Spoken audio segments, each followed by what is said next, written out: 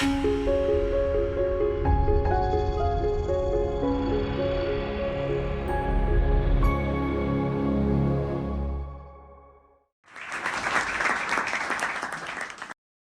today's topic, as you will see on the screen, the topic, or the presentation topic rather, is mapping the sacred city Varanasi. I will briefly explain why I put that epithet called sacred in my presentation, but that is not the main topic, that's not the main discussion. So I will be discussing particularly 3 maps, 2 maps in detail, 1 map briefly, and my purpose is to introduce you the notion of space and geographical order that colonizers introduced to us, and in various ways we are still continuing that. So let us start. 2 years back I was in Netherlands and I went to see the pumping station that you will see in the back. Oh, sorry. I'm so sorry. Here it is. So this is a pumping station in the Netherlands. I went to see that pumping station. Netherlands has a very interesting system of dikes. Okay, they drain continuously, and I heard a proverb that is, God made the rest of the world, but the Dutch made Holland. Okay, this is a very interesting proverb, isn't it? Because it shows the confidence that we can create things, we can create marvels, even we can create our own land. Okay, and that's where I want to grab your attention, okay, to a concept, a discourse that we often hear, reclamation. Okay, in last 2 days also we discussed about that. So here is a very interesting definition or explanation of reclamation from the United Nations, UN. Okay, so land reclamation is the gain of land. Now please give some attention to the specific words. It's a gain of land. Okay, land clearly seen as a property. Okay, from the sea or wetlands or other water bodies. That means that land got a preference over sea and other water bodies. We need land. Okay, I do not need to explain you why we need land, and specifically dry land, but we will speak about that. I will not read the rest of the definition, it's there, but I want to bring your attention again to the concept of land reclamation and its roots, okay, specifically speaking in the Indian subcontinent. Since we are talking about mapping, the cartography, if we want to use the typical term, okay, we have various definitions that we will see, but let us understand how the people, the East India colonial officers, East India officers, later the British officers who came as representatives in Indian subcontinent, okay, what are their views, what were their views about the Indian subcontinent, the people, okay, and particularly the techniques that we had. Okay, one a very interesting scholar who lived in Bengal, okay, and he studied the Hindu scripts. According to him, okay, Hindus seriously lack the notion of history and geography. Hindus doesn't understand, okay, what is geography, what it means to be geography. Hindus have world maps, okay, even though they have world maps and maps of Indian towns, okay, these maps are not drawn by applying a proper scale and coordinates. Okay, so please remember 2 terms, scale and coordinates. I will introduce another term called as orientation, okay, and then we will go to the next term, scientific accurate maps. Then last century, okay, a very famous scholar who written extensively on cartography, mapping, okay, Bagro, he wrote a book on history of cartography, if I remember correctly, the title of the book. In his book, he defines map as a scientific document. Okay, pay close attention to the terms. These are very important terms. Okay, scientific document and a map making as an art of measurement which requires drawing with a high level of precision. If your map doesn't have these characteristics, it will not recognized as a map. India, regarding India, he also wrote briefly, according to him, India is a closed country, had a little knowledge of geography and a dearth of cartography. So Indian people doesn't understand geography, okay, and they do not have any knowledge or skills of cartography. The definition of map also changed. So some of the earlier definitions, 18th century's definition, a geographical map is a plain figure representing the surface of the earth or part of it. Okay, I will directly jump to the current definition. Okay, a map is a symbolized representation of geographical reality, representing selected features or characteristics resulting from the creative effort of its author's execution of choices, and is designed for use when spatial relationships are of primary relevance. Okay, so creative efforts, geographical reality is still there, and spatial relationships. So these three terms again I would like to introduce before you. Now, this is a very interesting definition which I referred, okay, in my book also, by two authors in their extensive research on cartography of various countries in the world. According to them, maps are graphic representations, okay, that facilitate a spatial understanding of things, concepts, conditions, processes, or even events. Okay, events maybe in current situation, contemporary or past, in the human world.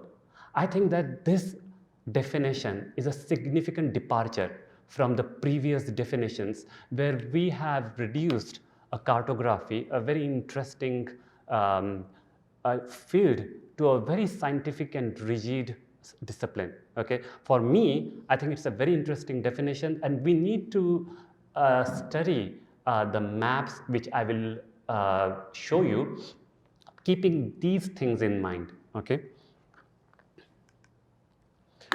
So as I said, since I used the term sacred, okay, I often ask why you are using the term sacred. Okay, so whenever I do presentations, okay, outside India, Indian subcontinent rather, I always ask why you are using sacred. So the sacred, why I'm using sacred, is to develop a very unique relationship of certain places. Okay, those places are closely connected, linked with the water reservoirs. So water is a very fundamental element, okay, behind the concept of sacred that is attached with the place, with that landscape.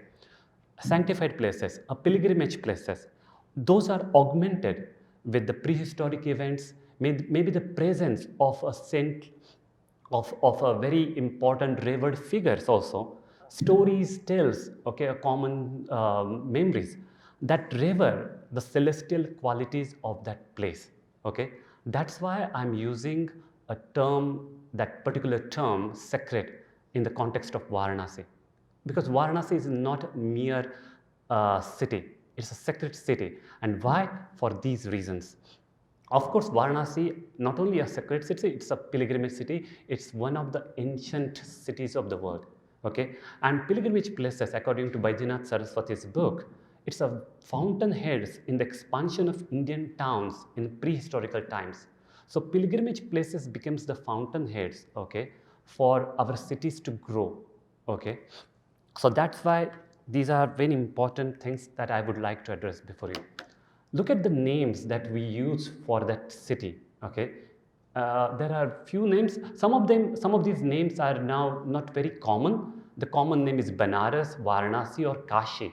Okay, but the other names like Anand Kanan, Avimukt, Rudravas, Mahasmashan, and Kashi, of course. Kashi, I never use Kashi because Kashi is a broader region. Okay, and Varanasi is the capital. Okay. But look at the, if you just close a little attention or etymology of those terms that we have used, okay, these are grounded to that particular place, that geography.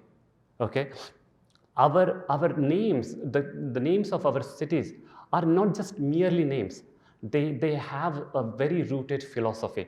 Okay, the forest of bliss, a place which is never forsaken by Bhagwan Shiv, the dwelling place of Shiv, the great cremation ground, okay, and luminous kingdom of the Kashis, region is Varanasi.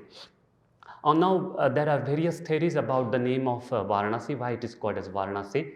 And according to few scholars, it's a region, and not only the scholars, but Purāṇa-s. Okay, we will briefly touch the Purāṇa-s, the literary text. The region between river Varana and Asi stream is referred as Varanasi. So this is satellite imagery and few maps. Of course, I do not need to spend time here. All of you probably visited Varanasi, but I would like to just again specify that Varanasi is located on the western side of river Ganga, where river Ganga takes a sharp turn and starts flowing towards north. Okay, and that's why this particular region area becomes very sacred, important. Okay, even though Ganga turns towards north 6 places, but this sharp turn, because Ganga, as we know, starts flowing towards the southern eastern region, isn't it? But at Varanasi, okay, it makes a sharp turn, and that's why it's called as Uttar Vahini. Okay, rivers again going to the north, and there is a natural embankment of 77 meters, and that keeps Varanasi safe. Okay, now why safe, I will explain later. Now briefly about Purāṇa-s, okay, because in the study of Varanasi, you cannot ignore Purāṇa-s, okay, and as a student of area studies, it's interdisciplinary. I also studies Purāṇa-s. I am not very good in Sanskrit, so I referred a Sanskrit, Hindi and Sanskrit English translation of Purāṇa-s, which I will explain. But Purāṇa-s, the general concept or understanding of Purāṇa-s, it's old, okay, it's a mythical, okay. No, as I will argue, okay, before me also there are many who argued, it's a very important, okay, a very important, incredible source to study the historical geography of the Indian subcontinent. Okay, it's a very significant resource for us that provides the information of our towns, of our civilizations, okay, and that created a huge amount of scholarship for us. So Puranas are very important, particularly in the case of Varanasi. The Skand Puran, okay, is a very important resource. Okay. So for my study, I read the Skand Mahapuran, English Hindi translation, and Sanskrit Hindi translation, that is on the left side of the screen, and on the right hand screen, G.V. Tagare's Motilal's publication, a very interesting work by G.V. Tagare, who translated. That's in Sanskrit English translation. So in I think all Puranas, and particularly in Skand Purana, you will come across a section, okay, called as Bhuvanakosh. Okay, there are various. It's again difficult, okay, to translate the Sanskrit terms, but roughly it means geographical list. Okay, so the Skand Purana again, and particularly the Kashi Khand, that's an important chapter of Skand Puran, discuss the geography of the region, and that's a very comprehensive discussion compared to the other Puranas. Okay. In my research, I created a term based on my readings of Puranas as a special text. And all the Puranas, okay, all the literature that is available regarding Varanasi, I termed it as a special text. Okay. And why? Because if you read the text of Puranas, you will come across to various verses. There are 2 verses as an example. As and when the water of the vast ocean rises up, the Lord or Bhagwan Shiva lifts up the holy spot, okay, from the pralaya of water level. That is from Skand Puran, Kashi Khand, 22nd chapter. Okay, I will refrain using these terms, but anyway, there is a translation. That's why I have to use that. We shall go to Kashi, the city that is held on the trident, Trishul, by Bhagwan Shiva or Bhava at the time of deluge. okay, flooding, great flooding, when the water reached up to the sky. And then there is a unknown map. I did not find out. If you know, please let me know. I did not find the authenticate details, but there is a map which represents Bhagwan Shiva sitting. There is a trident, and on the 3 points of the trident, the map maker has drawn the map of Varanasi city. Now we just referred to this pictorial map. Okay, so I will explain this a little in detail. Okay, I have already discussed about the embankment. Okay, a natural embankment. So it's a very high embankment on the western side, and there are 3 main embankments. Okay, if you read Skanda Purāṇa, it talks about 3 khand or 3 sections. On the top or on the north, it is Omkareshwar Khand. In middle, it's Vishweshwar Khand, where the current temple of Bhagwan Vishweshwar is located. Okay, and in the south, towards Assi Ghat or Assi Sangam, there is a Kedareshwar Khand, where Kedareshwar's temple is there.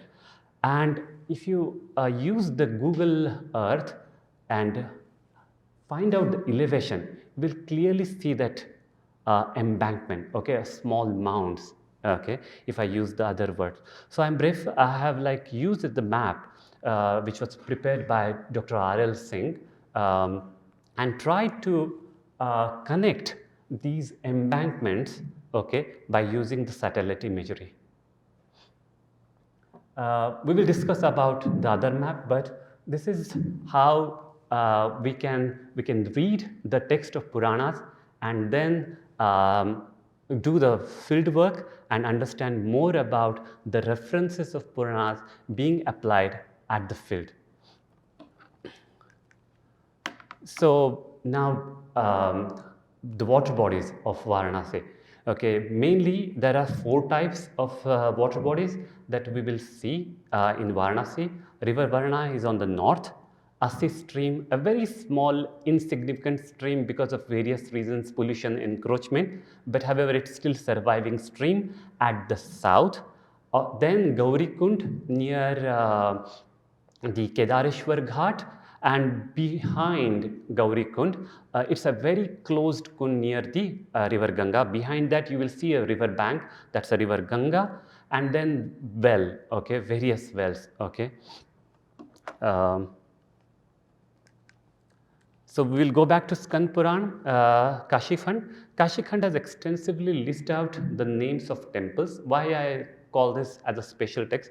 Because it has extensively enumerated the list of the temples, the rituals to be performed at the temple, sacred bathing. It's not an ordinary bathing, it's not a mundane activities. All the water bodies are connected with rituals, with temples. Entire 2 sections of Kashi Khand, okay, there are total 100 chapters, and I read those chapters and I find out, I made a list of more than 281 water reservoirs, okay. So it's not a mythical document, isn't it? If that particular composer, okay, has listing giving the specific area, okay, what is the next close kund or talab near to that particular talab is there. If he or she is referring to that, it's not mythical, it's actually a list of geographical names, okay, that they are put into the Puranas. So I have, in those 281 water bodies that I listed out, I put them into the categories. Again, this is based upon the Skanda Purāṇa's text. So one is Tirth, which I have roughly translated as a water pool. Then the Kund, square or rectangular sized stepped water pool. Pushkarni, again pond or a talab with steps. Then Vapi, well. Ridha, deep water place. Dirghika, sarovar and nala or rivulet. Okay. If you read the description, okay, if you read that special text of Kashi Khand, okay, you will find out 4 things, 4 dimensions, okay. it is not just the mere references of those water bodies. They talk, the text gives us information about their structural features, whether it's a deep weed, whether it's a vast lake, or a distinctive healing features. For example, it's an image of Lolar Kund on the screen, and Lolar Kund is famous, revered, worshipped, and often visited to cure these skin diseases. So it even talks about the healing capacity, okay, features of that particular water body. Then the geographical location and settings. It's not mythical. It's not somewhere on the south. It gives a proper geographical location, and we can map that on our satellite images. The directions, the qualitative distance. Again, please remember, Puranas got composed and then produced many times, okay? So the language is allegorical, okay? We need to pay little attention to that, okay? We need to keep that in mind. And even the distance from the other tanks, okay, that are in proximity. It talks about etymology. Earlier, this temple tank was famous by this title, but now we refer this as this title, okay? So it also shows, okay, the invasion, okay, the outside invasion, because during that invasion, various titles of those particular tanks got changed, and activities, okay, what are the activities that we can perform, the devotees or sadhaka can perform at that. So it's a continuum between land and water, okay? That is what I want to argue before you. It doesn't separate land and water, okay? They are closely connected, okay? So I went to all surviving water bodies. I cannot put all the images, otherwise it will be a little difficult for you to see that. So there are few images that are on the screen, and that will show you the diverse, okay, features, architectural features, aesthetic features, okay, designs of the water bodies that are still surviving in today's Varanasi. Along with that, what I do is that I started my PhD in 2016. So every year I try to go there and take a photograph to understand what is happening inside the water body and around the water body. So one example is of Lat Kapalmochan Kund. It is also called as Dandapani Bhairav Tirth in Purāṇa-s or Kapal Bhairav. Some local use different names, okay? So I also note down that, and I go and understand what is happening with that water body. So you will see the changes that are happening, okay? In 2017, okay, the reconstructions, the rejuvenation and beautification, quote unquote, beautification process got started, and I forgot to put the 2024 image, but in 2019, the rejuvenation, beautification process got completed. Now it's a beautiful pond,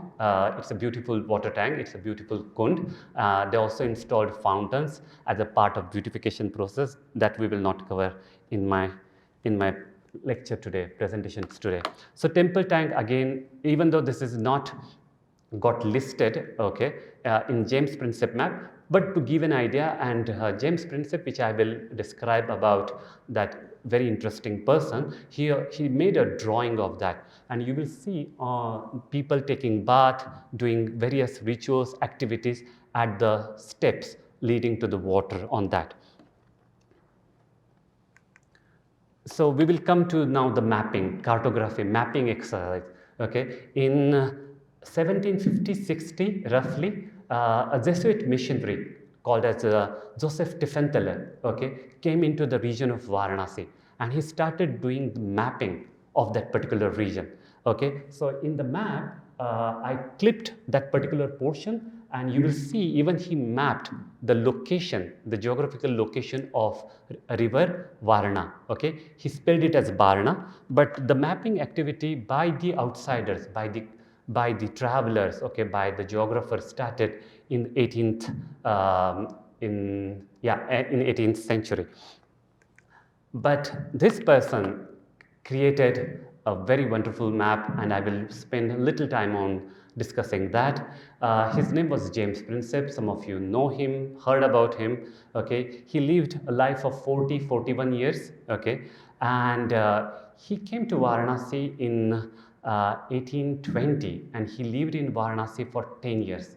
Okay, within 2 years, out of his own interest and love for the city, okay, he surveyed the city, and he created a wonderful scientific accurate map, topographical map of Varanasi, which I have used as my base map for mapping and locating the surviving or existing water bodies. So on the right hand side, it's a map, topographical map. If you zoom in, if you study that map closely, you will find out the street patterns, the wards, types of housing, pakka house, kacha house, the temples, the mosques, the numbers of mosques, temples, cemeteries, cantonment area, police offices, jails, courts, post office. So he captured and he mapped everything, okay, that were present roughly 200 years back. And he wrote to his father that I'm now busy about rather a very stupendous work of labor just for my amusement, my own love, this in this cold weather, making an accurate map. So he's referring, he's crediting his efforts that I'm the first one who is creating an accurate map, because there is no map available of the city. Okay, so I'm preparing, I'm producing this map of a holy city. So he also referred it as holy city. I avoided the word holy, I rather used the word sacred. Nonetheless, a work never undertaken. So we are the one with that age of confidence, okay, with the scientific training, okay, I'm going to produce the accurate map.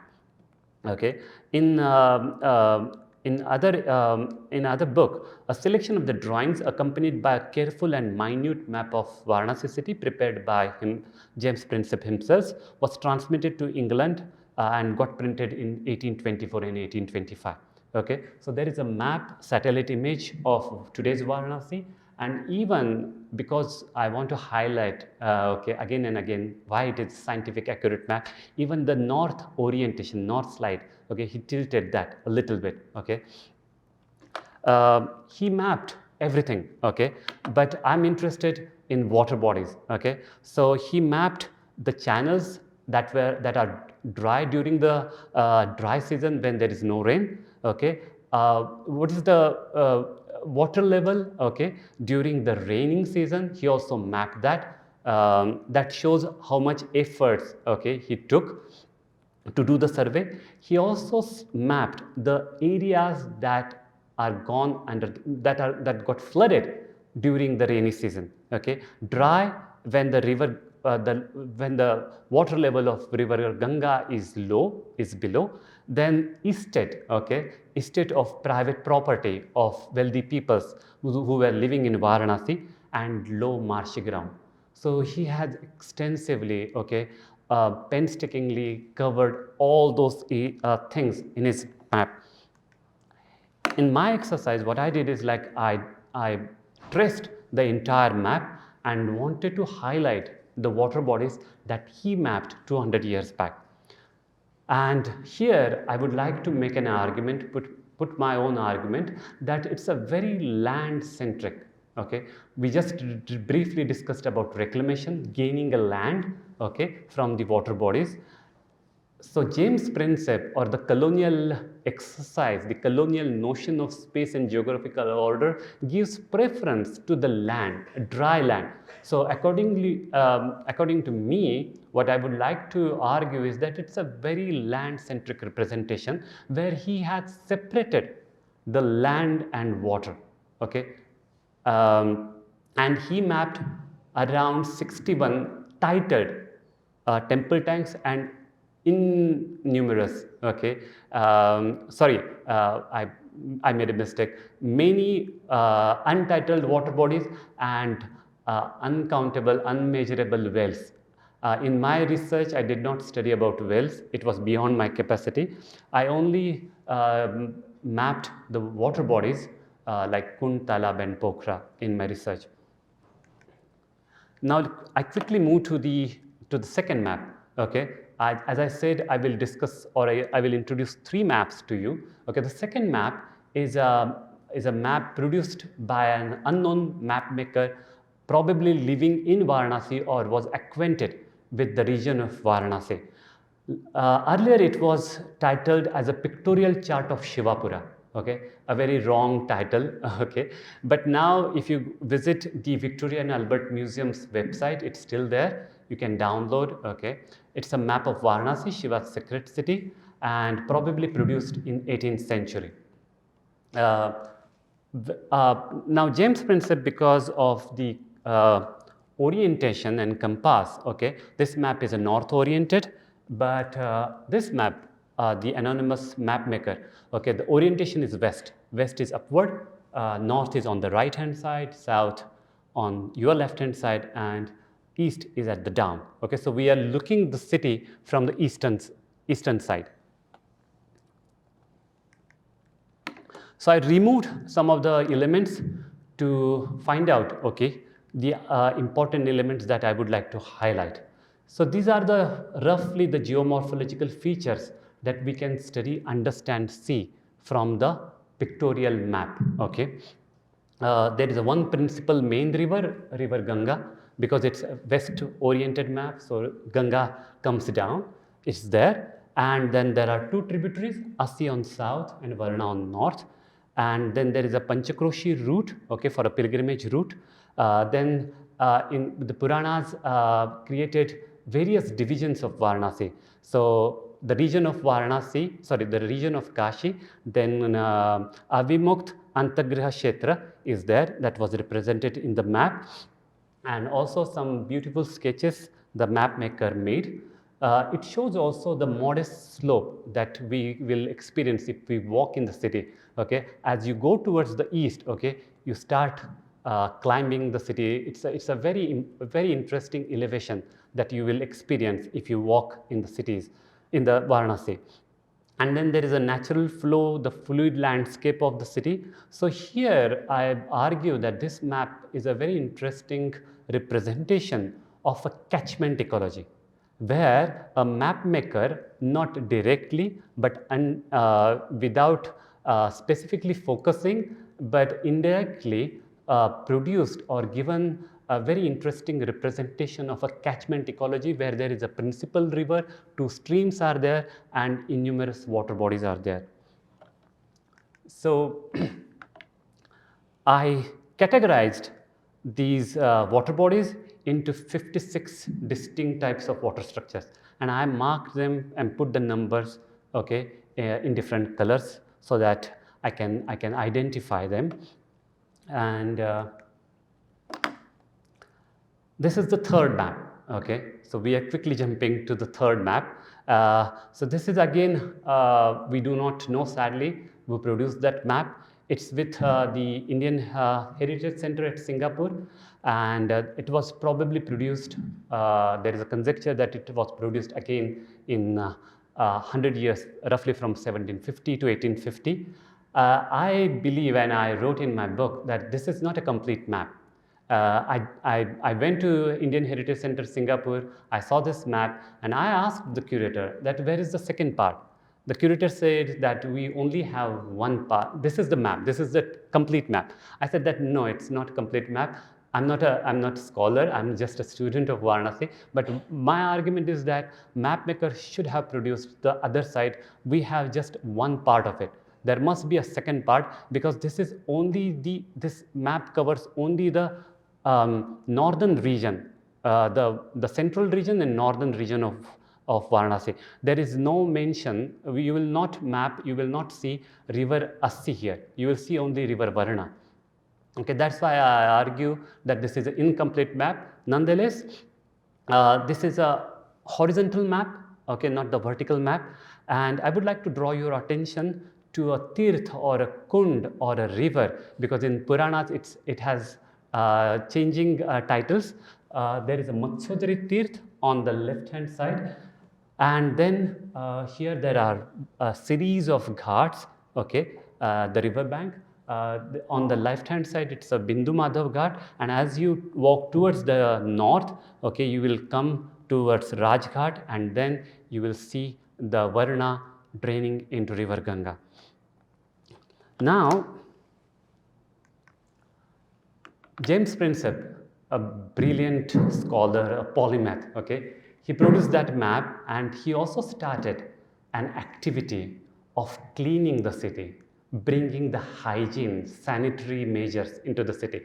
Because not only James Prinsep, but various other East India officers regarded or thought that city is unclean, it's unhygienic, it's unsafe.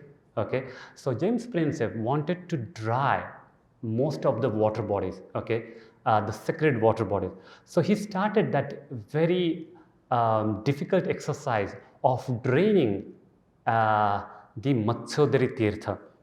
Okay, if you read the Skand Puran, it talks about the Matsyodari.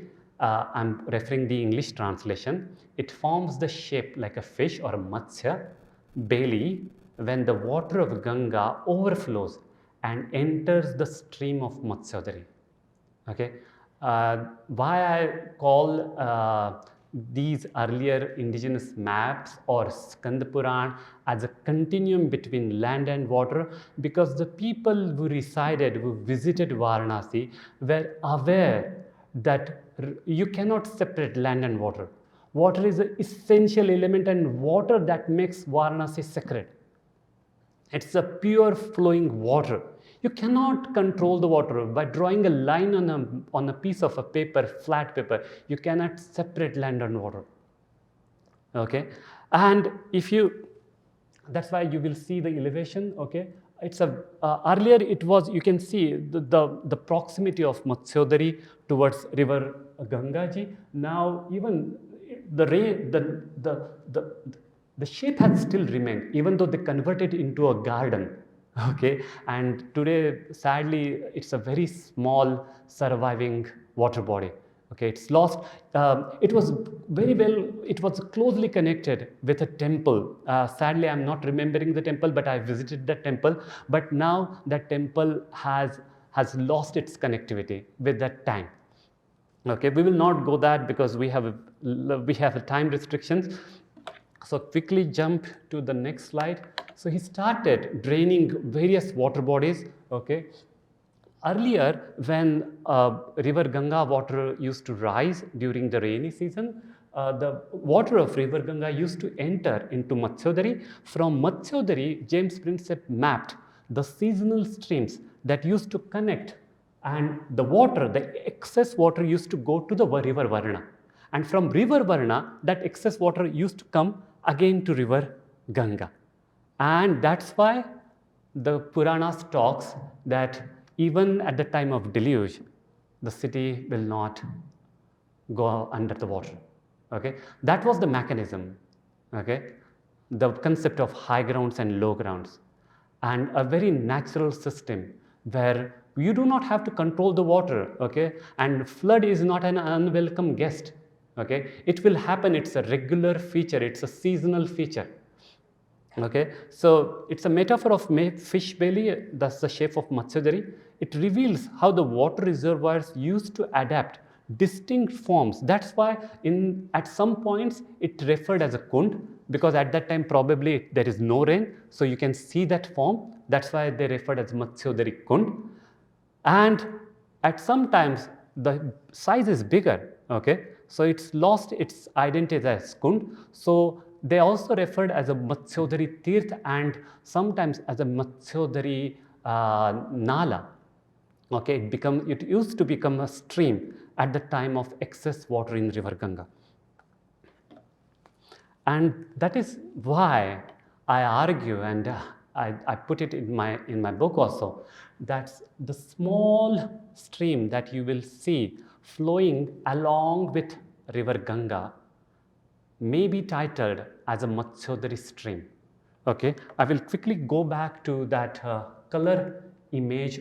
You will see here, if you behind those river bank, you will see a blue patch that map maker has mapped in his work. Okay, so I argue that probably map maker was also aware not only with the region, not only with the geography, he or she read the Purāṇa-s. He was aware with the seasonal changes, the fluid geography of Varanasi, and that's why he also mentions the Tirth here, okay, as a constant entity, but he also mapped the seasonal changes.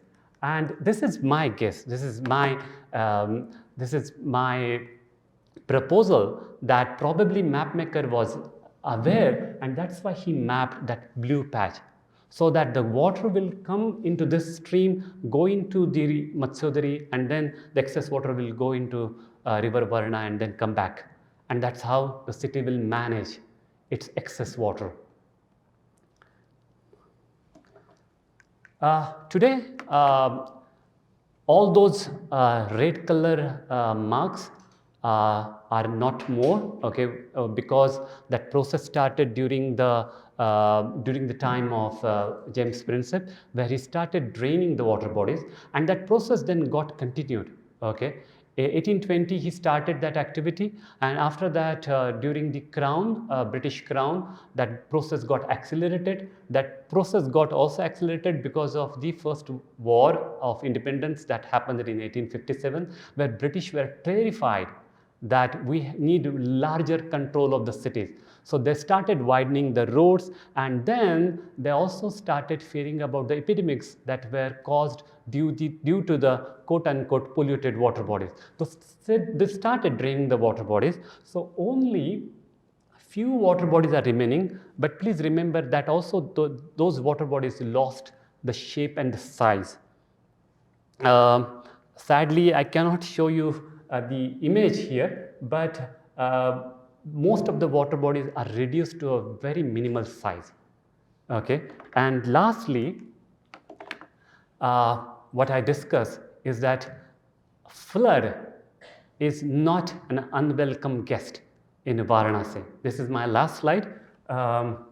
Here I tried to capture, I was at Kedareshwar Ghat in 2016 August. Last year, I went with the students of Indus University School of Architecture, and I went to this. So this picture, the image is of last year, August 2016, and you will see same water level that was there in August 2016. Okay, so my final submission here is that we lost that water sensitivity. Okay, and of course, we need maps, we need accurate presentations, but the geographical notion that colonial officers put into our minds, that we have to separate land and water, land as a mere revenue, land as a property, and water as a resource, still exists, still dominates. Okay, but if we read Puranas, if we observe closely the indigenous map makers, we will see a continuum between land and water. Okay, so that's all, and I will be happy to have your questions here. Thank you.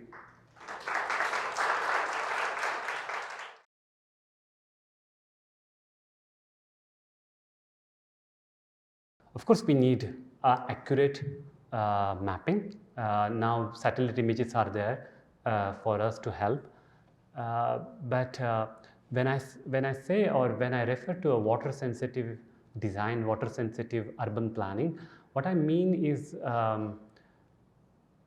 for mapping purpose we need to define, but we need to be aware that flood will come, it will be flooded. Okay, during the rainy season we will experience the rise of water. If we want to control the water, then probably we will do that, but it will affect to a different region, or it will create some other problems, challenges for the city. It will go to another lowland area. Rather than maybe we need to address or try to restore some of the streams or some of the channels that we could possibly in present setup.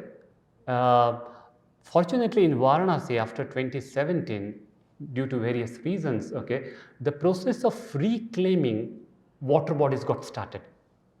Now, I'm not saying that that's good enough, but at least the process got started where reclaiming of water bodies, it's a reverse, not reclaiming the land, it's a reclaiming of water bodies, the reclaiming of Kund Tirth got started. Now, of course, that process is incomplete because they are creating only a water tank, which is again not connected, and sometimes you need to put water into that. Okay, so maybe we need to do more research how we can bring those water tanks in their organic conditions, how we can address that. So maybe we need to address, or we need to do that kind of exercise to think how we can do it in contemporary situation.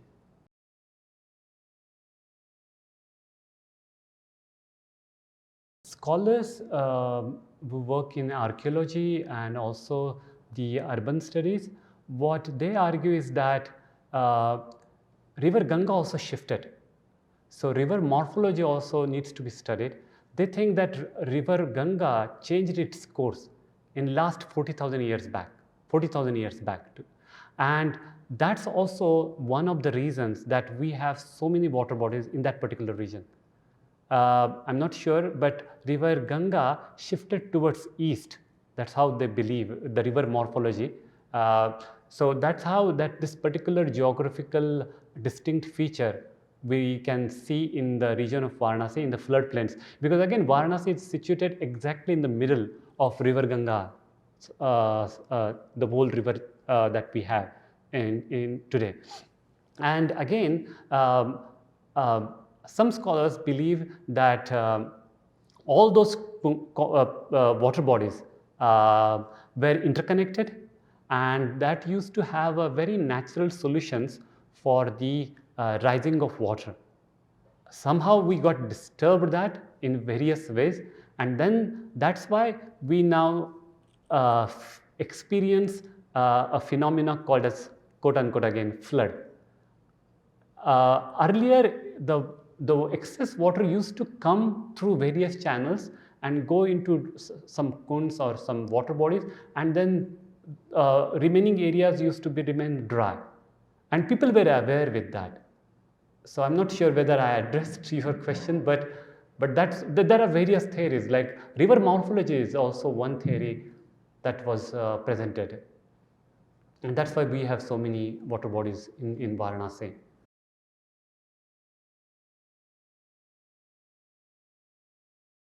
Yeah, we still have. Sadly, I have to. It would be better if I have shown you the collection. We still have maps, but if I showed other maps, probably then it will be a lot of load on the listeners. So that's why I collected. But we still have. The challenging part is some of the maps are in a private collection, so we cannot access. But there are very beautiful indigenous maps. I will show. I have a collection. I even purchased.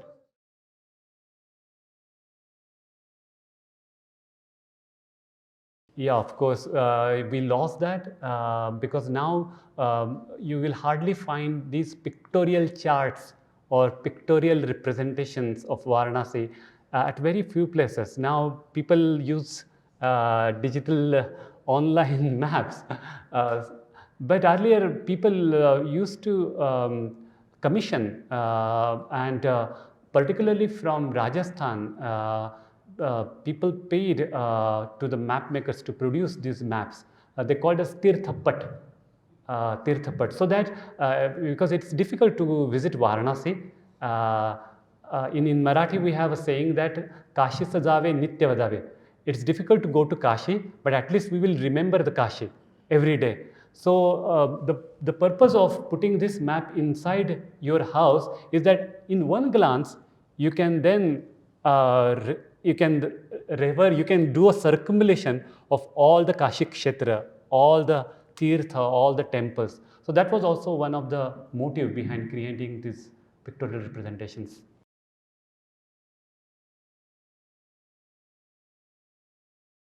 I have studied and I have even collected. In some Jain pilgrimage, Shatrunjay, I'm not sure, in Rajasthan Rajasthan or in northern region we have, there are pilgrimage maps of that particular city. Mathura, again we have few surviving pictorial maps. In southern India also we have few, kind of a similar style. Yes, there are few pilgrimage maps that we can refer to.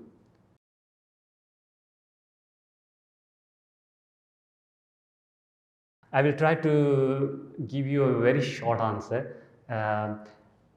Since I was not in academia, I returned, means I started my doctoral studies after working for several years. So that was first challenge, to understand how it works, how to write. So I need to study various things. How to put your research questions. What is your premise? So there are various. So I need to learn these things. So that was the first challenge, since I was not related with academia. The second part was I'm a product of area studies. In area studies, you are supposed to learn the language. You are supposed to live there, create your own network. You have to create your channels there. That's very important. You need to bring lot of data, contemporary authenticate data, collect lots of data. I'm again referring to the Japanese research norms, if I put it into simple terms. And then there are two approaches. One is argument driven and data driven. I combine both. I presented my argument. I presented that the colonial exercise, the arbitrary colonial exercise has become one important reason for the loss or dried water bodies, and that's how the city became a dry city. So the second was like mapping these water bodies. Sometimes it's very difficult. Even on map, it's difficult to find out, and to approach that, to do field work, that was also kind of challenge in the first phase. Later, I got acquainted. So this is like the answer of the first question. The second, of course, we need to do that. A pilgrimage cities, it's a very interesting concept. And if we can do similar kind of studies. Already there are lots of field works kind of work is going on. But for me, I think I still need to do more research in Varanasi.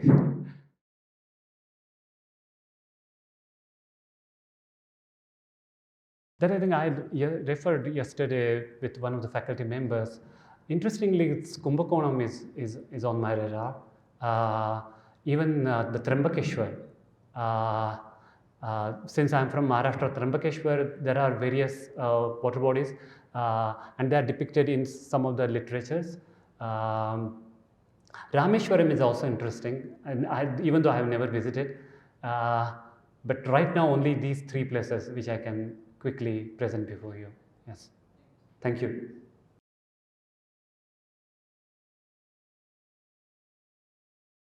It's my conjecture. I discussed this even in my earlier presentations, and when I do kind of informal talks with Varanasi researchers. This is my conjecture that probably the map maker during the period 300, 400 years back, because we do not know exact date when this map was produced. One conjecture is it was, means according to the India Heritage Center, it was produced during 1750 to 1850. So we need to go back in that time to understand how was the geography, how was the landscape at that time, because many ghats, most of the ghats started building during this particular region when Marathas got the control of Banaras state. Okay, then most of the ghats, and during the time of Ahilya Devi Holkar, Devi Ahilya Devi, at that time also various ghats got renovated. So I'm not sure, this is my conjecture again. So it's difficult for me to answer that. This is my conjecture that probably there was a very seasonal stream flowing parallel to Ganga. Again, this is not an actual representation. it's a graphical representation of time events. That's why I always refer to this interesting definition or or description of what is a map. Sorry, just give me a few seconds. And yeah, the maps are a graphic representation that facilitates spatial understanding of things, concepts, conditions, process or events. Probably map maker maybe was aware at that time it was there, or maybe he heard also. There are lots of possibilities. Again, it's my conjecture. I'm still discussing it with it, so I cannot answer more than that. Thank you.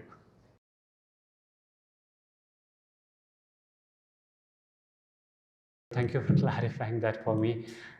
I think even if you refer to the definition of urbanization, sadly I do not remember, but during my research I tried to collect the various interpretations of urbanization.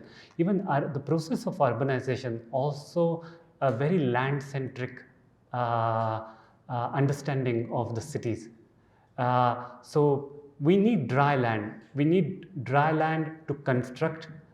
We need dry land for navigation, for building various edifices, for various buildings.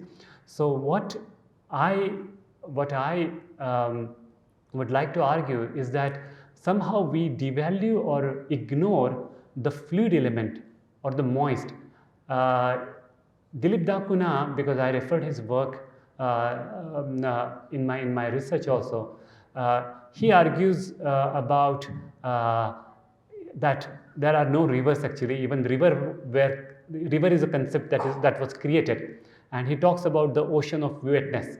I will not go that far, but what urban planners needs to understand is that of course, for planning, we need to differentiate or categorize the dry and wet, but somehow we lost that understanding or that notion where we do not include the fluid element.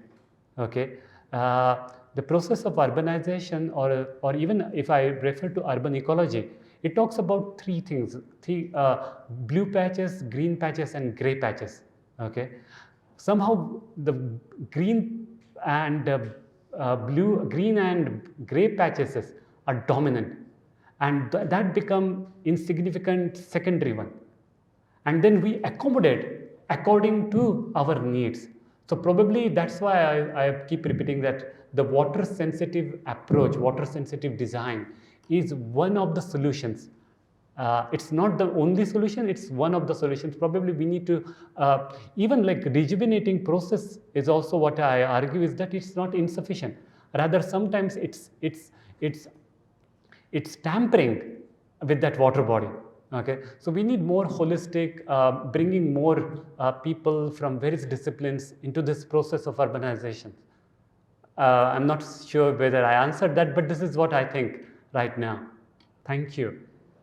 Thank you for your questions, by the way. Thank you.